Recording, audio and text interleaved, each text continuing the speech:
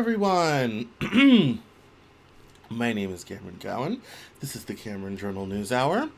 Thank you all for coming. We've got a great group tonight. Thank you all so much for arriving.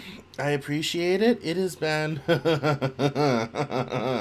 it's been a long week in the news, but I'm a little bit in recovery today because I had 3 interviews today for the show, but also it was my birthday on Saturday and we spent the weekend hanging out, playing video games. I had like my 2 shots of whiskey I have for a year. I won't drink again until New Year's. We had a really good time. We went to Outback for dinner with my buds and it was great. We had everything. We had a bloomin' onion, we had fries, we had steak, I got dessert, and we just went crazy with everything, and it was a lot of fun. It was a little bit of drama at the restaurant. They wanted to sit at the bar, and obviously I'm not a person that necessarily fits easily in a booth, but if the table's movable and I have thin friends, then I can move it. Like, I need like 2 inches. Move it 2 inches, they're a little less closer to the table, I'm less squished, all as well. The table was bolted to the wall, so we had to wait for a proper table, and then they set us at a 6 top, but whatever. So that was a little awkward and a little weird. But I felt bad for my friends who were with me. Also, I kind of got back into gaming a little bit, and one of my friends bought me a controller for my birthday, which is really cool.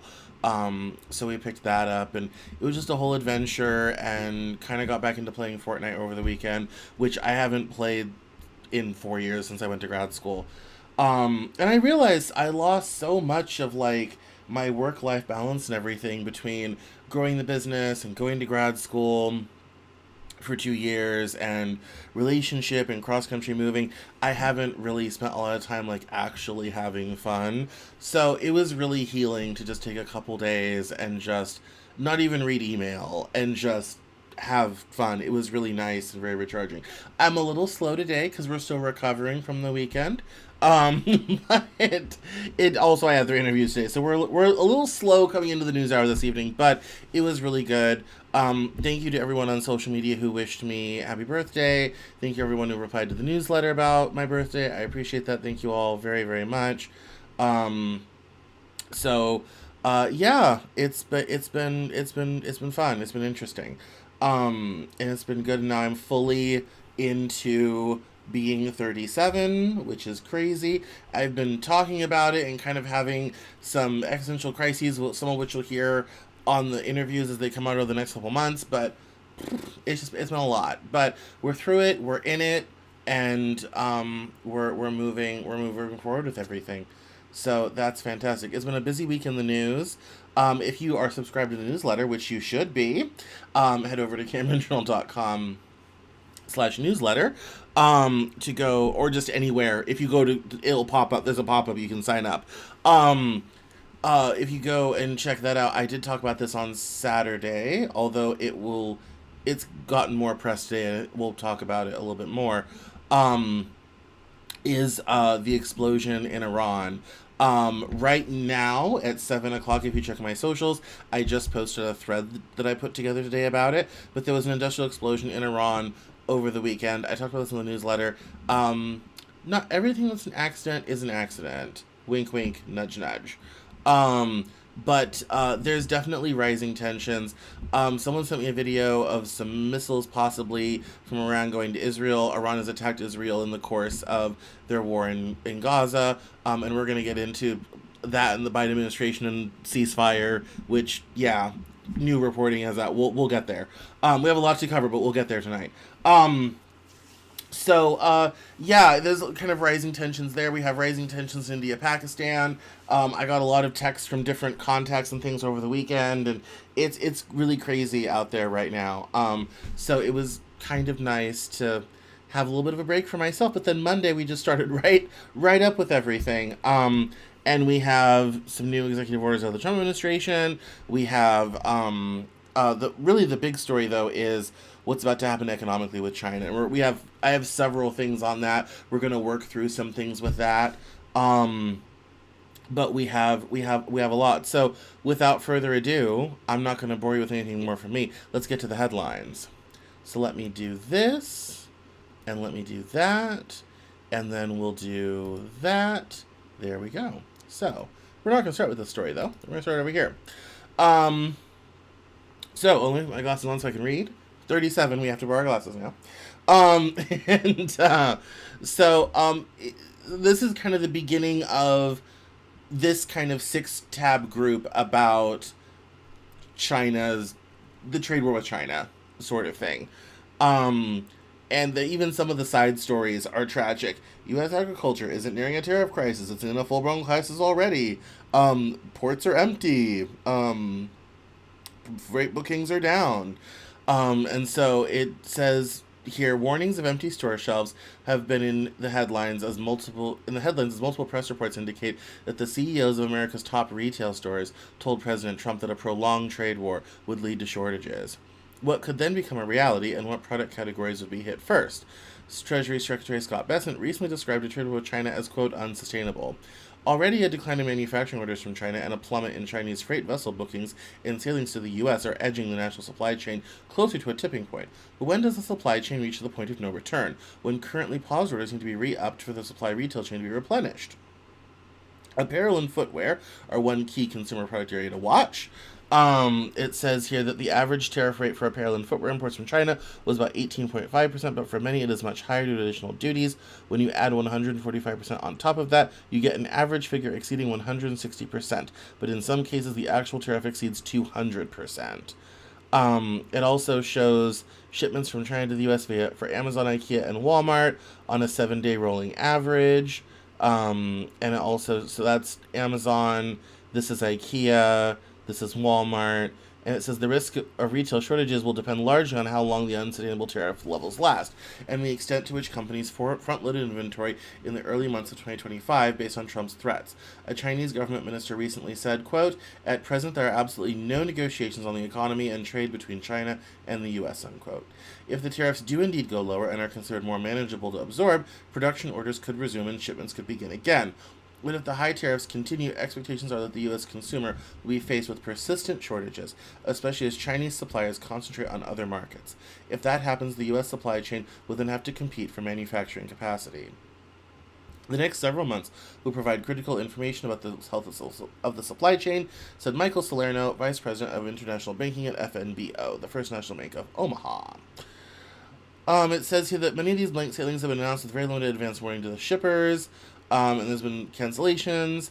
Low margin, fast moving goods disappear first. That's definitely part of it.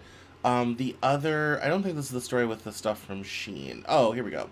Big box retailer inventory is not the only storefronts that may experience inventory pain, depending on the severity and length of a trade war. With Armstrong affecting drop shippers, businesses or individuals who operate online stores leveling inventory, and those relying on de minimis tax exemption from China also being impacted starting on May 2nd when that trade loophole is closed. That is what's going to affect Temu and Shein.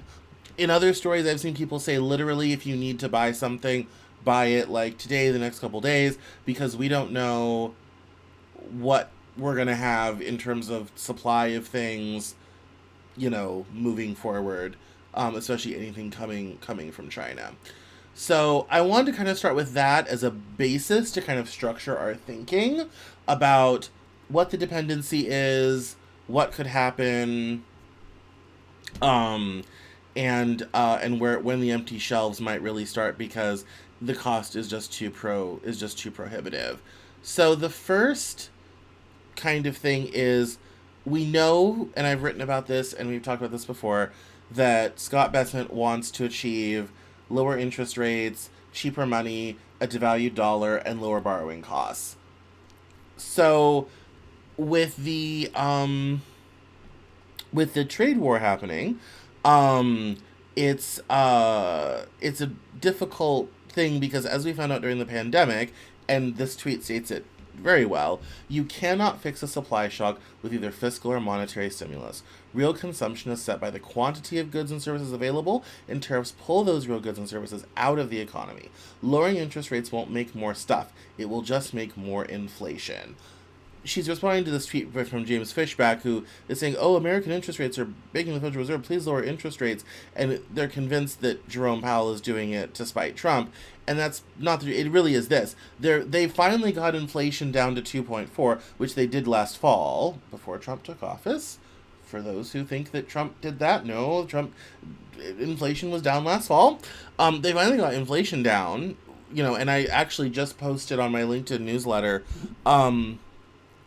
For exclusive for business owners, the story of Biden's soft landing.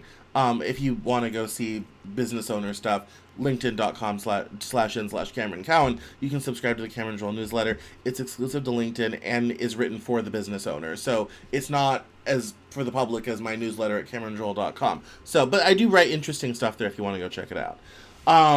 Anyway, they've got inflation under control, and she's absolutely right. If they lower interest rates now, it will boost inflation, and it will not solve the supply issue. As we saw during the pandemic, you can dump $6 trillion at the problem, but if the goods aren't there to buy, you're not going to solve the problem. Now, I do understand to have lower interest rates to borrow money to build a new factory, whatever have you, but those things will take years to bear fruit anyway. And it says here that the people who are mad that Jerome Powell won't save them from the political consequences of Trump's actions are simply confused. Dropping interest rates would not make voters happier, except very temporarily. It would make them madder after the inflation surge, which we have shown in recent memory. People are still complaining about the high cost of living, which they should. They're still complaining about prices going up and never really ever going back down, which they should. And this would only make those problems much worse. And so I wanted to now that we kind of understand the situation in China, this is very important because you're going to hear this in the next couple days. You're going to hear more attacks against Jerome Powell, the Fed, interest rates, probably from Trump, at least from Scott Bessent, all this sort of thing. And so you need to kind of understand right now, that's not the solution to the problem. The problem is the tariffs, because more cheap money to chase those goods at the higher prices is just going to drive inflation. And then we're going to be back to where we were in 2022 with that sort of small recession stagflation period we had under Biden. But they conveniently tried to not call a recession even though it was.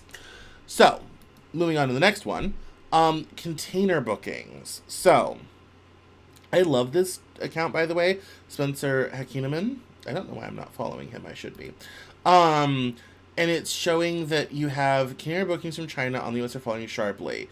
So this was in February, and now we're off 40%.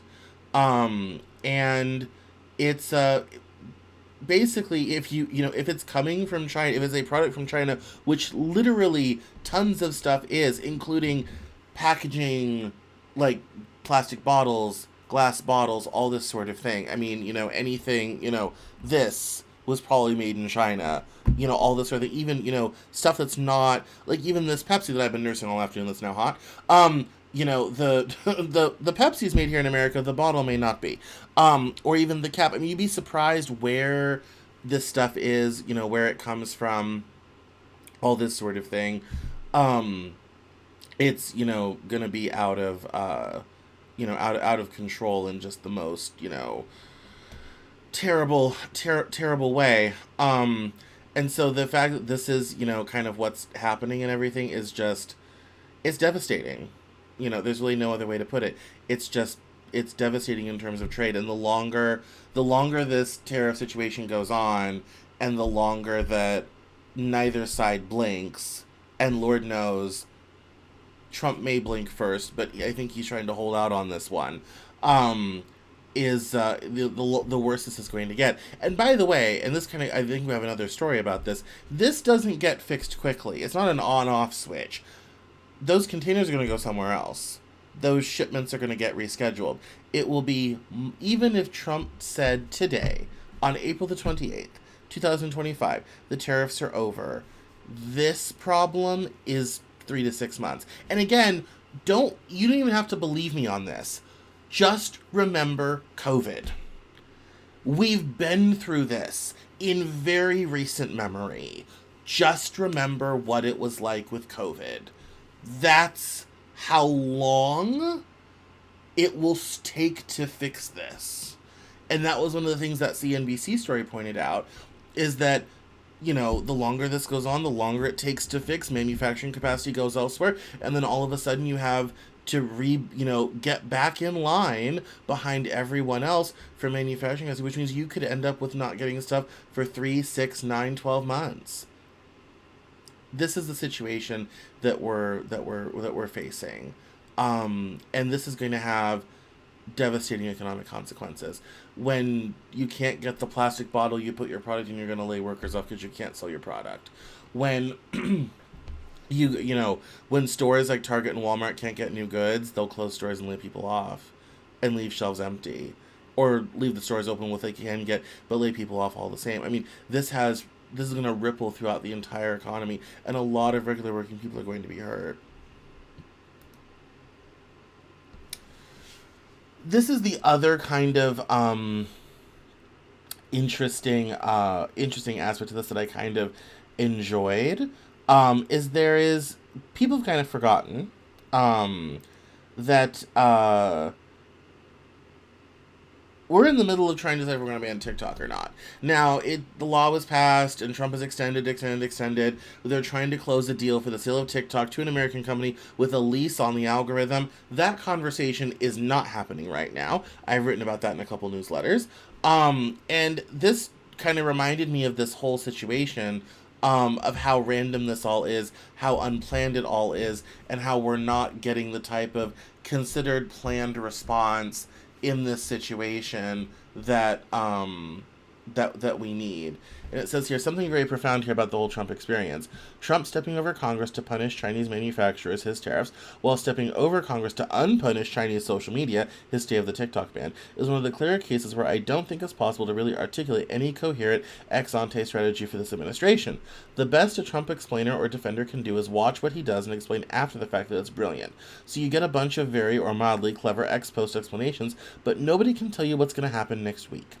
How's this supposed to work for 4 years? I don't get how you run an economy with a bunch of priests standing on a lottery ball machine explaining why each new number is the perfect expression of an infallible God. And he's responding to the Chinese manufacturers flooding TikTok and other social media apps with direct appeals to American shoppers, urging people to buy luxury items straight from their factories. And amid the threats of sky-high tariffs on Chinese exports, Americans seem to be all in. The pitch in the videos is people can buy leggings and handbags exactly like those from brands like Lululemon, Hermes, and Birkenstock, but for a fraction of the price. They claim, often falsely, that the products are made in the same factories that produce items for those brands. American influencers have embraced the videos, promoting the factories and driving downloads of Chinese shopping apps like DHgate and Taobao as a way for shoppers to save money if the price of goods skyrockets under President Trump's tariffs on Chinese imports. DHgate was among the 10 most downloaded apps in Apple and Google's app stores last week. And this sort of, I think the big story with the trade war is not that, we need to rebalance it with China. We do. We need to, do so. It's the uncertainty. It's like, we're tariffs are up again, tariffs are down again. It's there's no certainty. You can't plan ahead. And as another person's going to point out in a minute, you also can't. You're not going to spend money building a factory if you have no idea if the tariffs are going to protect that factory and that business. You're not. You're going to wait and hope it all blows over, which means you're going to have capital sitting on the sidelines. That's economic death. Or it gets redeployed elsewhere, and that also is economic death in that sector that then has to re-attract capital, re-attract opportunity to make something happen. This is the economic consequences of this are going to last for years. No matter what happens, and he's absolutely right, you can't tell what's going to happen next week, which means no one's planning and people are getting nervous and just sitting on the sideline hoping to see something that happens. Now, obviously, other deals have been cut other places, in Europe, with the EU. Other things are in progress, but the fact that supposedly no negotiations even happening, which are not even having conversations, is not a good sign, because functionally speaking, you're going to basically stop trade between the world's two biggest powers. Now, On the other side, China has quietly lowered tariffs on certain things. They're not completely opening their markets for obvious reasons, but they are lowering some tariffs on some certain things. They're still not, allowing exportation of rare earths, which we need, and all this sort of thing. We're going to have to start to mine those themselves or buy them from Canada at only a 10% tariff. This is the problem. This is where it all gets mixed up. Now, I can understand on something that's national security being very defensive towards it. That only makes sense. But we all don't necessarily need to punish people for shopping at Shein. Now, you're a terrible person if you shop at Shein already because the clothes are terrible. They're made in slave conditions and the fabric is appalling. But I'm not going to judge you for buying cheap clothes from Shein. I'm not going to judge you from buying cheap things from Temu. But that right now, that's where the punishment is going. And the fact that all these manufacturers are, and I've seen these videos, are out here being like, buy from us, all this sort of thing, is a very, different and sad situation, and part of the economic consequences. There's even a visa now you can buy to go to China and shop for a week, if you can believe that. This one, speaking of the economic consequences of this one was very important, and this was in, Bridgewater, their largest hedge fund, sent out on their newsletter, and they said, we've been through many big economic shifts over Bridgewater's 50-year history, so we don't speak lightly when we say that this looks like a once-in-a-generation one, adding, quote, they see exceptional risks to U.S. assets. And the, one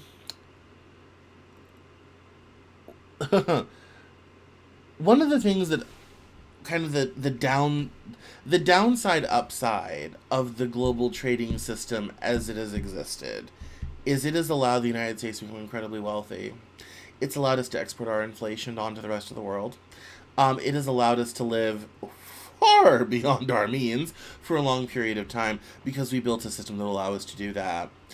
And that's all coming to an end, mostly because we didn't do anything to help the Rust Belt recover from the end of industrialization in this country. And the fact that we are in the opinion of Bridgewater, not that I love hedge funds, I don't, but the fact that they're saying, look, we're in the middle of a huge economic shift and U.S. assets may be less attractive, that's when you start getting capital flight. That's deadly too. I was like, you could end up with this terrible kind of nightmare scenario where you have capital flight, you have trade barriers, you have capital sitting on the sideline, you have foreign investment going out, all this type of thing, and you can end up with a situation where you end up with mass unemployment, mass foreclosures, bankruptcies, all this sort of thing because, we've ended the system that has allowed this to go on for as long as possible. And I realize there are some people that voted for that. And I realize that there are some people who think, oh yeah, it's going to, get better in time, and we can suffer through a painful recession, which means we get a better economy. They don't understand how long it takes to make these shifts. You want to bring jobs back to America? Great. You want to move production out of China? Wonderful. COVID's gonna look like it was easy compared to what's coming, and people complained about that.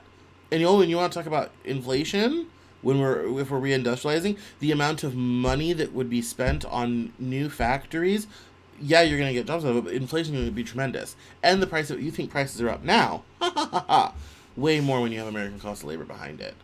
And so it's going to be tough times ahead. Now, we can debate on the merits of making these changes, but the reality is that you're looking at very, very difficult economic times ahead, and that's going to mean unemployment. That's going to mean people losing their houses and losing their cars, getting divorced, and never forget, for every 1% the unemployment rate goes up, 400 people die, usually by suicide, usually men.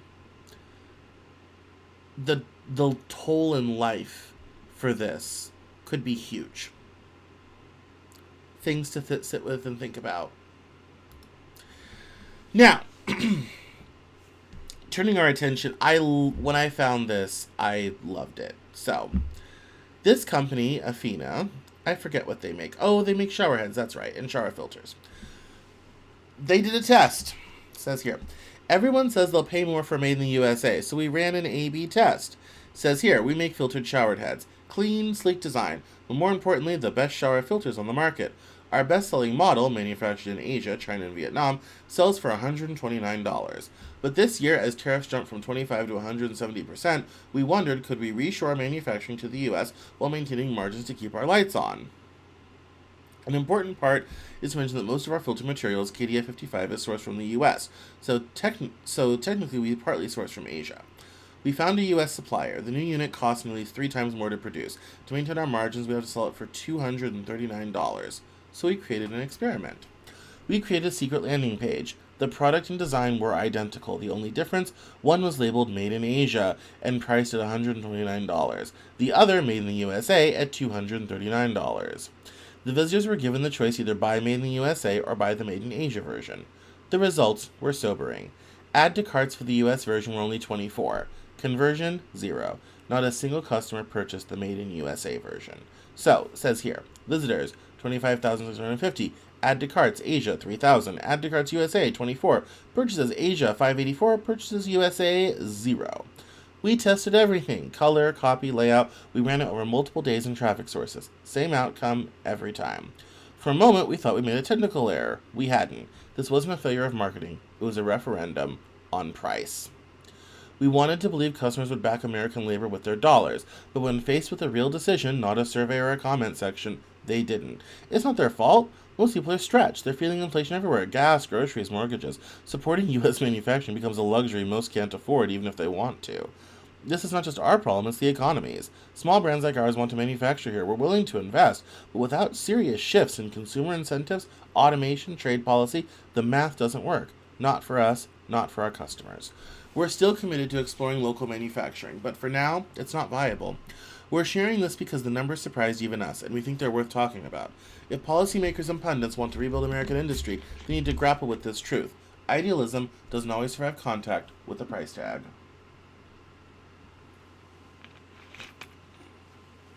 And I thought, this is where the rubber really meets the road in terms of, how, moving, how, and also how much more expensive things could be, in the future.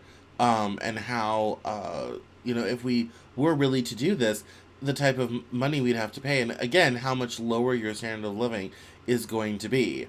And how many other things, say the Made in Asia option is no longer there, and if you want this shower head, you have to buy it as $239.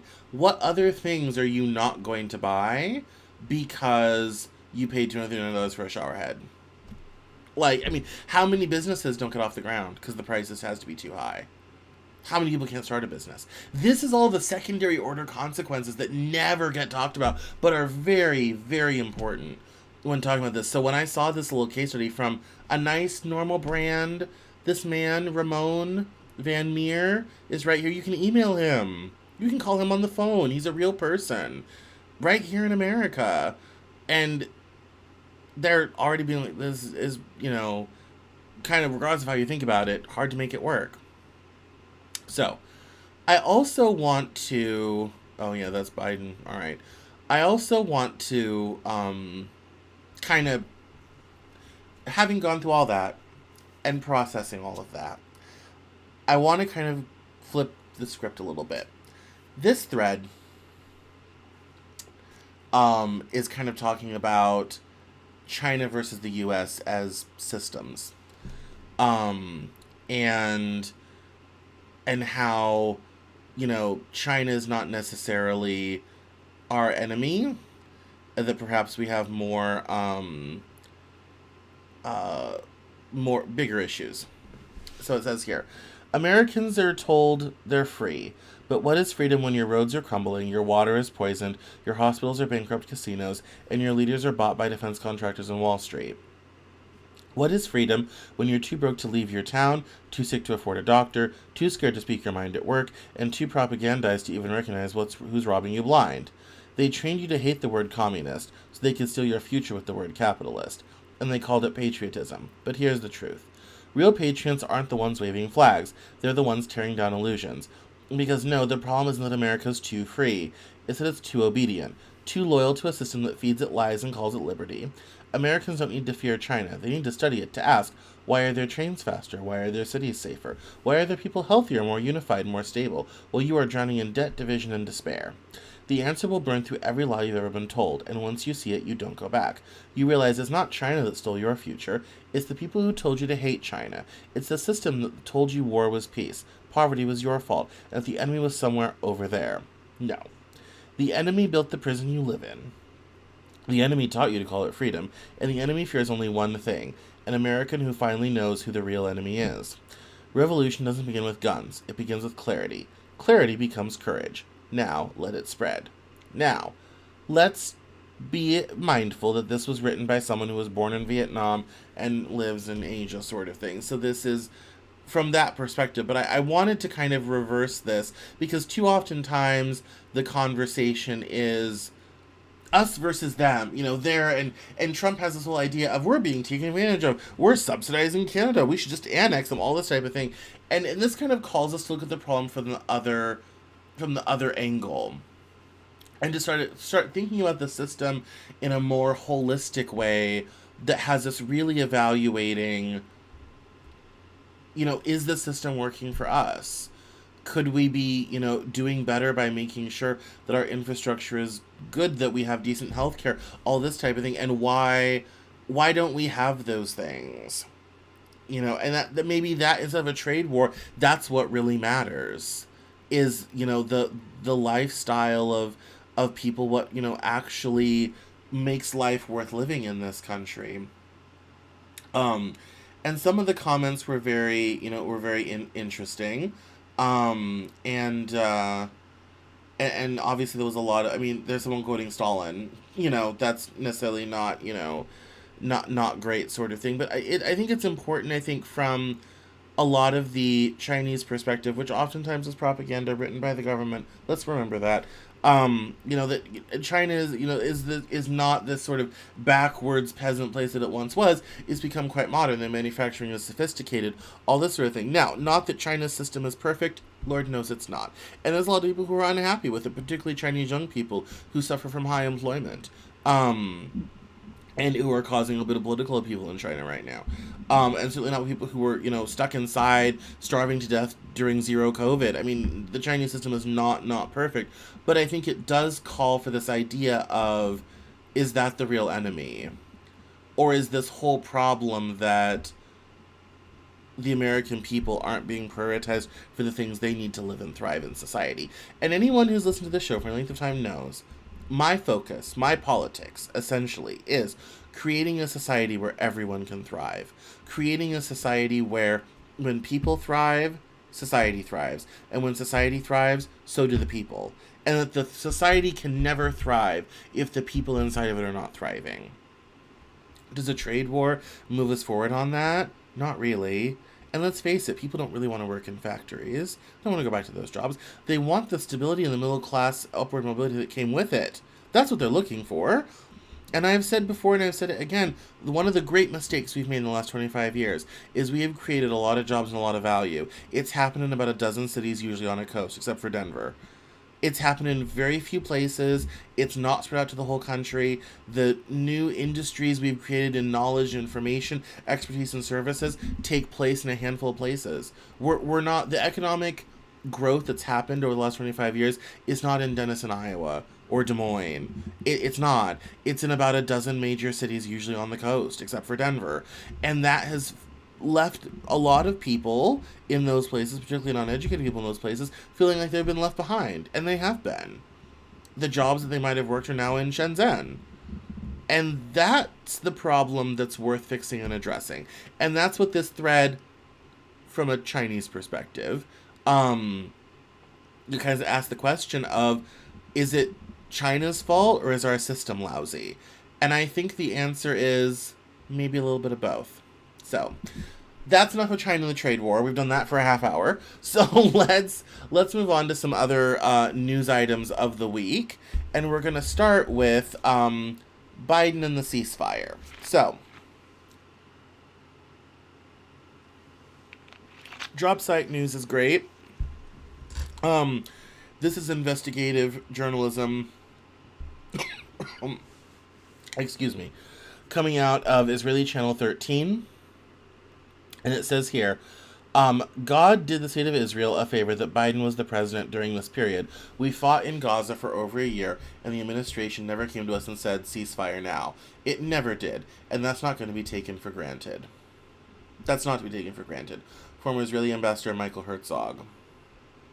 A sweeping Israeli Channel 13 investigation has exposed the Biden administration's complicity in Israel's 19-month war on Gaza. 9 top Biden officials acknowledge avoiding real pressure on Israel, even as the death toll surpassed 30,000. Israeli leaders openly bragged they dragged out the war, playing for time until Donald Trump's return. Former National Security Advisor Jake Sullivan, Ambassador Tom Nides, and others defended their unwavering support for Israel, even as they admitted to enabling a campaign one USA described as killing and destroying for the sake of killing and destroying. And they revealed a few things here. One, killing and destroying for the sake of killing and destroying. Elon Goldenberg, a senior national security aide, described the war's aimlessness. If they were never going to do this, it doesn't matter what the outcome is. Hamas is still going to control Gaza. You're just destroying for the sake of killing and destroying, but you're not building an alternative. 2, we fought over a year and the administration never said ceasefire now, and they bragged about it. 3, this is the good one. U.S. covered for Israeli war crimes and blocked aid report. State Department advisor Stacey Gilbert resigned after being cut out of the process of drafting a legally required arms compliance report. The final version cleared Israel violating U.S. law, despite overwhelming evidence of aid obstruction. Gilbert called it, quote, shocking in its mendacity, adding, everyone knows that it's not true. Even as settlers looted Gaza-bound trucks and Israel blocked humanitarian aid, Biden certified compliance and kept the weapons flowing. 4. Netanyahu sabotaged captives release talks to prolong the war. Biden officials revealed that Netanyahu deliberately tanked negotiations, fearing a deal would force him to end the war. American-Israeli hostage Hersh Goldberg Poland was scheduled for release the day he was executed. Amos Hochstein confirmed, quote, there's no doubt those hostages would be alive, unquote. Netanyahu's public campaign to retain control over Gaza's Philadelphia corridor was often seen by Biden officials as a smokescreen to kill the deal. 5. Biden backed Israel even after Netanyahu publicly undermined and insulted him. Biden once told Netanyahu he was, quote, full of shit, unquote, and hung up the phone mid-call. But as Ambassador Tom Nides put it, Biden saw Netanyahu as a manipulator, a magician, but stood by him through the end. In May 2024, Biden announced he was pausing a shipment of 2,000-pound bombs over concerns about their use in Gaza. Days later, Netanyahu accused the U.S. of freezing broader arms deliveries, reportedly pausing Biden's plans to restore the paused shipment. 6.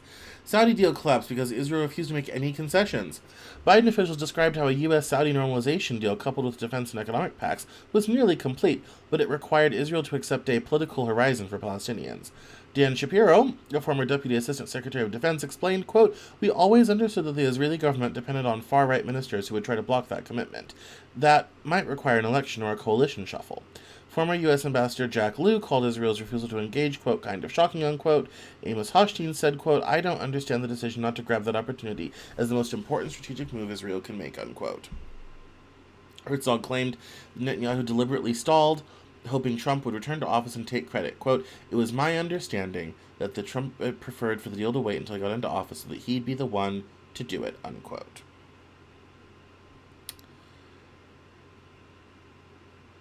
And so when I came across this, need to follow these people actually. When I came across this, my first kind of thought was, I guess all the progressive people who were complaining about Gaza were right. But even beyond the ceasefire and the White House publicly saying they were asking for a ceasefire and never actually doing it, that's a whole thing. This whole thing is incredibly damning. And this is done by Israel's own media.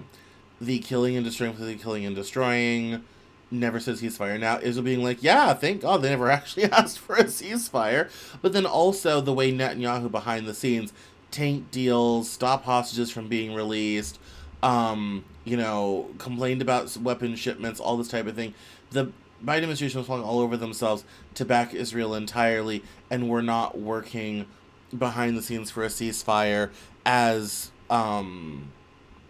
said publicly, although it's rather interesting now when you think about that. If Kamala Harris was aware of all the Biden administration wasn't doing to stop the war, it makes her position on saying, I'm going to day one demand a ceasefire, seem actually a lot more radical. Because if they weren't doing anything, That makes her rather progressive, even though it seemed like not enough because everyone thought that they were trying to pressure them for a ceasefire. As it turns out, that wasn't so. In fact, her demanding a ceasefire would have been a major departure from what Biden was doing at the end. So I was just amazed. I probably read this 3 or 4 times this morning when I first came across it. Um, and especially with how Israel has been in violation of laws for weapon shipments, never did anything, and completely sneaking the Saudi Arabia deal, with normalization, all this type of thing. It's honestly, this is all quite damning. Great journalism by Israeli Channel 13 on this, and it's yeah, it was quite it was quite shocking when I kind of read through this whole thing and realized,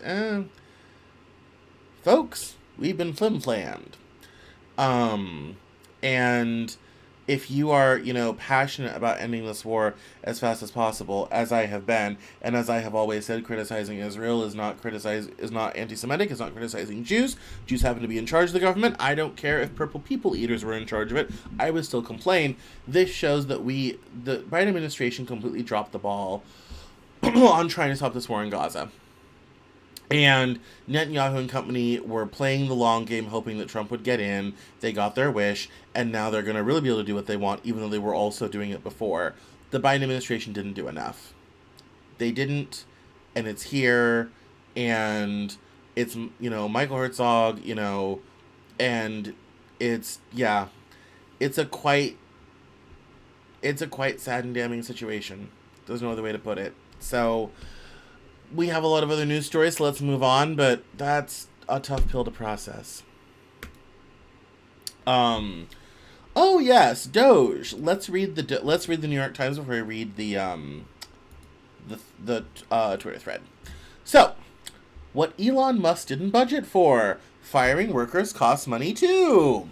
An expert on the federal workforce estimates that the speed and chaos of Mr. Musk's cuts to the bureaucracy will cost taxpayers $135 billion this fiscal year, it says here. President Trump and Elon Musk promised taxpayers big savings, maybe even a Doge dividend check in their mailboxes, when the Department of Government Efficiency was let loose from the federal government. Now, as he prepares to step back from his presidential assignment to cut bureaucratic fat, Mr. Musk has said, without providing details, that Doge is likely to save taxpayers only $150 billion. That's about 15% of the $1 trillion he pledged to save, less than 8% of the $2 trillion in savings he had originally promised, and a fraction of the nearly $7 trillion the federal government spent on the 2024 fiscal year. The errors and obfuscations underlying Doge's claims of savings are well documented. Less known are the costs Mr. Musk incurred by taking what Mr. Trump called a hatchet to government and the resulting firings, agency lockouts, and building seizures that mostly wound up in court. The Partnership for Public Service, a nonprofit organization that studies the federal workforce, has used budget figures to produce a rough estimate that firings, rehirings, lost productivity, and paid leave of thousands of workers will cost upward of $135 billion this fiscal year. At the Internal Revenue Service, a Doge-driven excess of 22,000 employees would cost about $8.5 billion in revenue in 2026 alone, according to figures from the Budget Lab at Yale University. The total number of departures is expected to be as many as 32,000. Neither of these estimates includes the cost to taxpayers of defending Doge's moves in court, of about 200 lawsuits and appeals related to Mr. Trump's agenda, or at least 30 implicate the department. Not only is Musk vastly overinflating the money he's saved, he's not accounting for exponentially larger waste that he is creating, said Max Steyer, the chief executive of the Partnership for Public Service. Quote, he's inflicted these costs on the American people, who will pay for them for many years to come.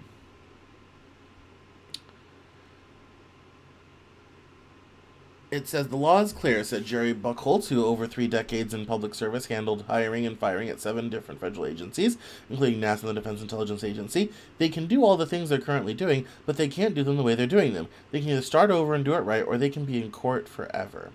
Harrison Fields, a White House spokesman, defended Doge's cuts and called the $150 billion number the administration had saved monumental and historic. But is it, if the actual savings is only $20 billion? And they go into some of the details of what is done, and we'll make mistakes and we'll fix them, and Max Baia. I mean, it's a quite long thing that goes into all of this. If you want to go read it, you should do so. Elizabeth Williamson is great. But the reality is that there's a lot to this, and this thread. I love again. Love Spencer. It came in, and this is those are the CBS News version of the story that with only saving 160 billion, with $105 billion cost, even with the 10 billion difference between the New York Times and CBS News, we're still only really saving anywhere between what 25 to 30 billion dollars, maybe. Um, and we have also, the IRS has fewer people. That means less audits, all this sort of thing. They're going to collect less money. And so that all of this has, so even though there's been a lot of hubbub and excitement about all of this, one, Musk is leaving next week. So I don't even know who's going to be in charge of this. Vivek got sent away in December. Musk is trying to go save Tesla and getting out of government because he's mad about liberals being mad at him and everything. And all this sort of thing. And so now we've ended up with, basically taking a hatchet to the entire federal workforce. A lot of stuff backed up in court. And we may have done all of this in the first 3 months they're in office for $20 to $25 billion of savings.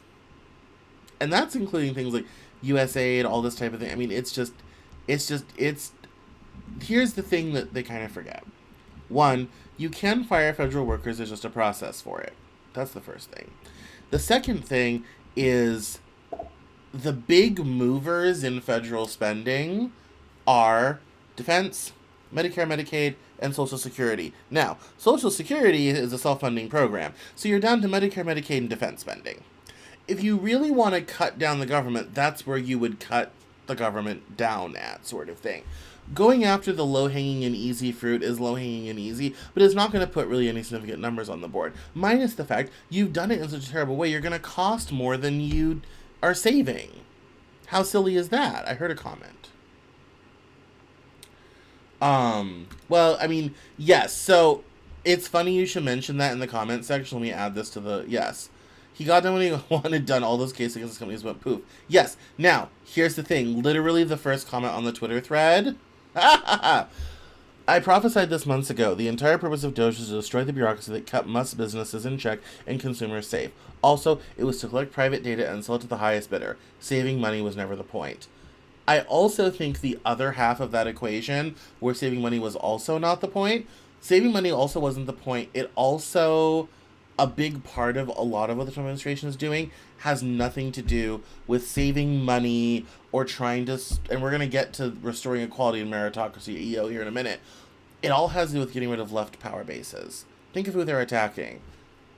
NGOs, academia. These are all things that tend to hire and be ran by left. The point is to undo leftist centers of power, Democrat centers of power in this country.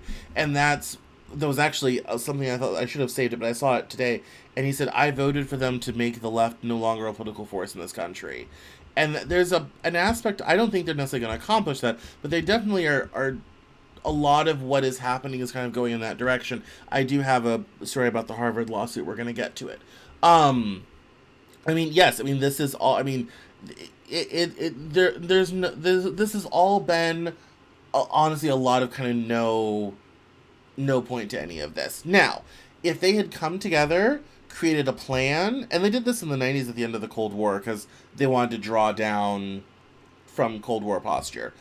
If they had put together a plan, taken the time to put together a plan and figured out the right way and process to do all of these things and started working through all of that in a big way, you could have done a lot relatively quickly. And they made a big thing about, oh, we've been, working all this time, and Project 2025 is like, no, this is a slash and burn operation that isn't even going to do that much. And it's all going to get tied up in court and mostly undone anyway. That's why process is important. Not slavishly so, but you do have to do something with it. If they had really wanted to do something, they could have gone into Congress and worked with Congress, because they have unified government, to pass some laws and done it more quickly. Trying to make Doge do it, which is not a real department, again, still not a real department, do it is open them up to a huge legal liability. And that's why a lot of this is not going to be going anywhere fast.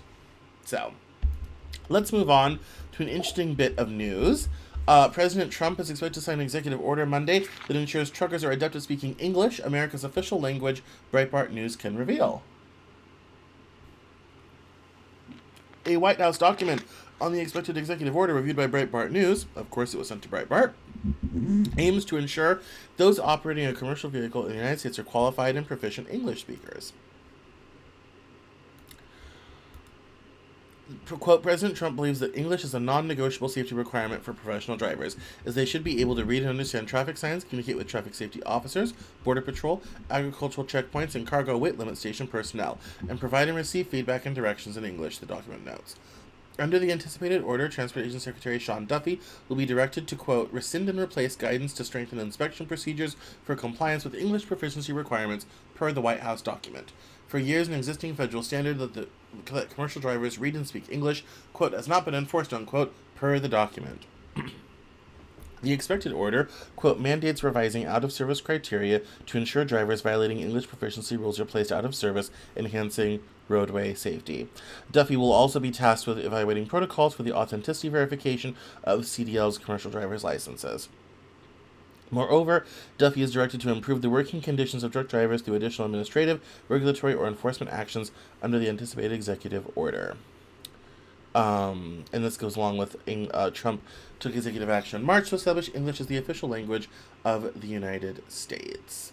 And that was likely signed because it was supposed to be signed at 5 p.m. Eastern, and it's now almost 8 o'clock. So, that's a new thing. Given the number of, especially Indians and others driving trucks these days, I'm kind of not surprised about this. It's definitely gotten a lot more crazy out there on the road, but the reality is trucking used to be a good, solid, middle-class job. Hasn't been for decades. And for that one, you can blame deregulation of trucking, and you can blame that on Jimmy Carter, a Democrat. Isn't it fun when we get to blame Democrats? I enjoy that too. Now, semaphore, which I love, so this has kind of come out. I actually need to be on their email list. Let me put this in real quick, because I follow them on Twitter, and I need their newsletter, so I can cover stuff that they cover better than I haven't.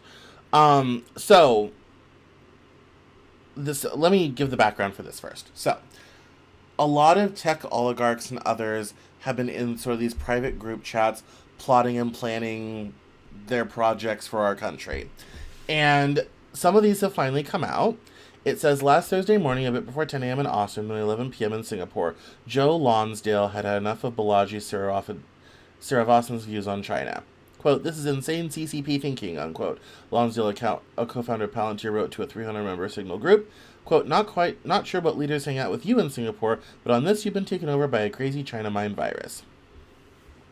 Srinivasan, a former Coinbase chief technology officer and influential tech figure who now lives in the city-state, responded that China, quote, executed extremely well over 45 years. Any analysis that doesn't take that into account makes it seem like the U.S. could have held it back, unquote. It was a normal, robust disagreement among friends in a friendly space, as both raced to X to declare after I emailed them about it.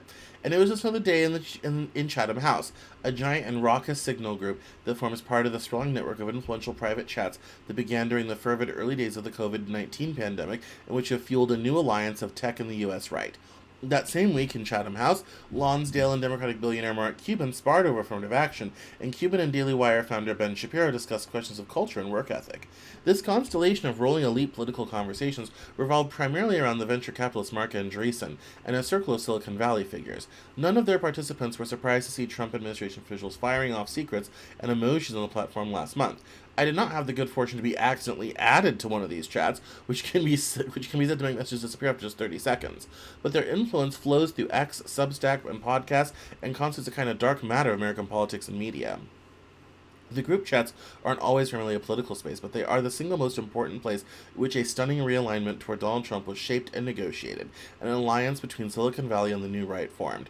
The group chats are, quote, the mimetic upstream of mainstream opinion, unquote, wrote one of their key organizers, Ram Krishnan, a former partner in the venture capital firm Andreessen Horowitz, typically styled A16Z, who is now the White House Senior Policy Advisor for AI. Of course, these are hardly the only power group chats. Anti-Trump liberals are now coordinating their responses on Signal. There are group chats for black political elites and morning show producers. A vast and influential parallel set of tech conversations takes place on WhatsApp. There's a big China-friendly group over on WeChat. Elite podcasters have one. It's the same thing happening on both sides, and I'm amazed at how much this is coordinating our reality, says the writer Thomas Chatterton Williams, who was for a time a member of the group chat with Andreessen. If you weren't in the business at all, you'd think everyone was arriving at conclusions independently, and they're not. It's a small group of people who talk to each other and overlap between politics and journalism and a few industries. But there's no equivalent to the intellectual counterculture that grew up over the last 5 years on the tech right, and no figure remotely like Andreessen, the towering, enthusiastic 53-year-old who co-founded A16Z and before that invented the modern web browser. In February, he described the group chats to the producer Lex Friedman as, quote, the equivalent of samizdat, unquote, the self-published Soviet underground press. In a soft authoritarian age of social media shaming and censorship, quote, the combination of encryption and disappearing messages really unleashed, unquote, he said. The chats he wrote recently helped produce our national, quote, vibe shift, unquote. The chats are occasionally marked by the sort of thing that would have gotten you scolded on Twitter in 2020, and which would pass unremarked on X in 2025. They have rarely been discussed in public, though you can catch the occasional mention, for instance, a podcast debate between Cuban and Republican entrepreneur Vivek Ramaswamy, which started in a chat. But they are made visible through a group consensus on social media. Their effects have ranged from the mainstreaming of the monarchist pundit Curtis Yarvin to a particularly focused and developed dislike of the former Washington Post writer Taylor Lawrence. They succeeded in avoiding leaks until to a modest extent this article, in part because Signal and WhatsApp's disappearing message features, and in part because the groups had formed out of a mix of fear and disdain for journalists they believed were, quote, out to get us, as one member put it. And so it goes on with more kind of reporting. I thought this has kind of been the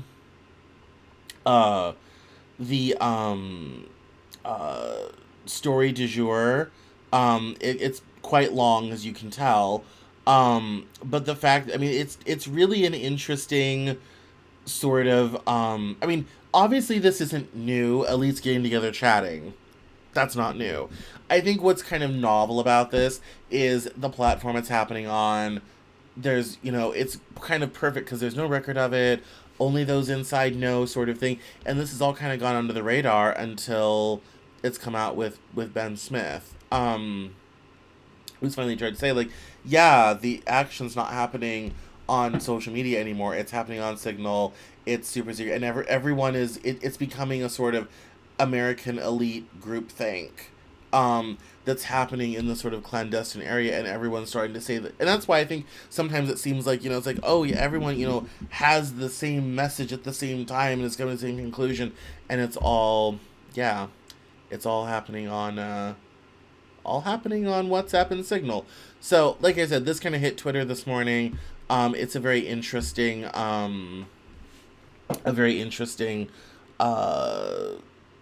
what am I trying to say? A very interesting, sort of, I wouldn't call it a scandal. It's not a scandal.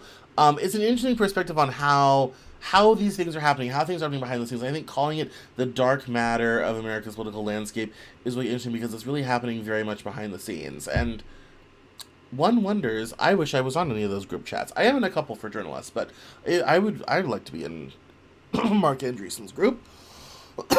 It seems like fun. But they would never have me. I'd ask too many questions.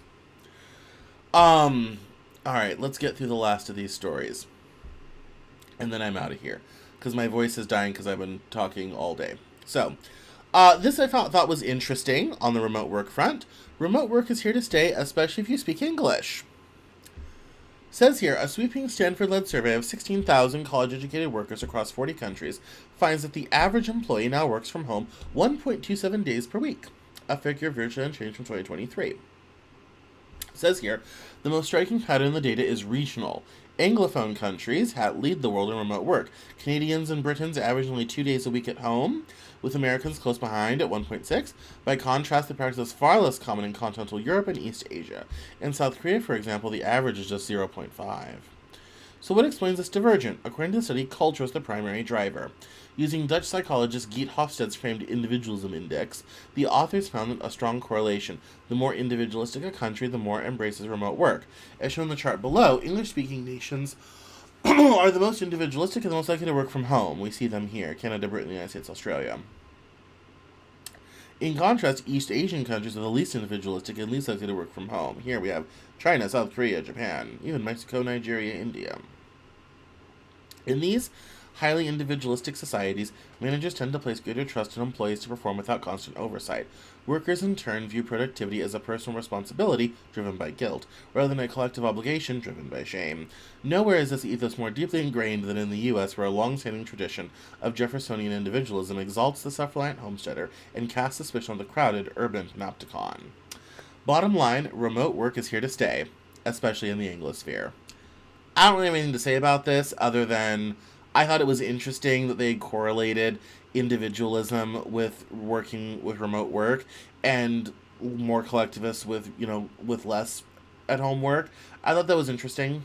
Um, and I think work from home is going to be here to stay for certain people in certain industries at a certain skill level. I think it's going to be, I think, especially for top performers and very talented people, it's going to be very hard to get people back in the office because people have gotten a taste of freedom and they're not going to let it go. And particularly if you work in, one of these places, you're going to be doing well.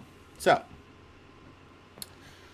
on the immigration front, you might remember that President Trump wanted to cancel legal status for a bunch of international students, and they have reversed course. It says here, the Trump administration on Friday abruptly moved to restore thousands of international students' ability to study in the United States legally, but immigration officials insisted they could still try to terminate that legal status despite a wave of legal challenges. The decision revealed during a court hearing in Washington was a dramatic shift by Immigration and Customs Enforcement, even as the administration characterized it as only a temporary reprieve. The back and forth only contributed to the anxiety and confusion facing international students as the administration has moved to cancel more than 1,500 student visas in recent weeks. The changes on Friday came amid a wave of individual lawsuits filed by students who said they were notified their legal right to study in the United States was rescinded, often with minimal explanation. In some cases, students had minor traffic violations or other infractions, but in other cases, there appeared to be no obvious cause for the revocations. Upon learning that their records have been deleted from the Student and Exchange Visitor Information System, or SEVIS, scores of students have sued to preserve their status, producing a flurry of emergency orders by judges blocking the changes by ICE. We have not reversed course on a single visa revocation, said Tricia McLaughlin, a Homeland Security Department spokeswoman. What we did is restore SEVIS access for people who had not had their visa revoked. It was not clear how many student visa holders have left the country to date after their records were deleted. Facing the prospect of arrest, at least a handful have left before risking deportation. But the Trump administration had stoked panic among students who found themselves under the threat of detention and deportation. A handful of students, including a graduate student at Cornell, have voluntarily left the country after abandoning their legal fight. And that is kind of honestly the whole story. Again, I get what they're trying to do. This ain't the way to do it. I think if you want to issue fewer student visas, great. If you want to review students who have visas, great. If you want to start getting rid of kids for minor traffic violations, harsh, but okay. I think it's dumb, but okay. This isn't working, and it's not even working for them. So, also, I mean, one of America's great advantages is being the place students want to come and study. And then they stay, or they get jobs, they pay taxes, all this type of thing. And now, no one's going to want to come here. I mean, every week we've covered tourists getting turned away, students getting, their visas revoked. All this sort of thing. This is, terrible and unsustainable. So, all right. Let's see. What do we have? Oh, disparate impact. And okay. We're not going to do Harvard. We will come back to disparate impact next week. We'll also talk about restoring equality of opportunity and meritocracy next week as well, because those two stories actually kind of go together. But here's the reality. My voice is failing. I can feel it. My throat is dry. I've done 3 interviews today plus the Newshour. So my voice is failing. My throat is dry. We'll do those stories next week. I promise. In the meanwhile, thank you all for watching. My name is Cameron Cowan. This is the Cameron Journal... Cameron Journal Newshour, not podcast Newshour. Cameron Journal Newshour. If you want my social links, newsletter, all that fun stuff, I'm not going to do all the links right now because, again, my voice is failing. CameronJournal.com. They're right at the top. Feel free to sign up for the newsletter. And don't forget to join Cameron Journal Plus. We've had a lot of new people join Cameron Journal Plus and support the show and the Cameron Journal, which is amazing. So make sure to check that out and join that. I really appreciate it. And I will see you all next week. Thank you all so much for watching. Get the newsletter on Saturday. Today's interview is really great. It's with Rob Wolf, and he wrote a memoir slash biography of his parents who were Holocaust survivors. So the press that prints these books really loves to send people on my show. So go check out Rob Wolf's interview this week, and I will see you next Monday. Have a wonderful week, everyone. Bye bye now.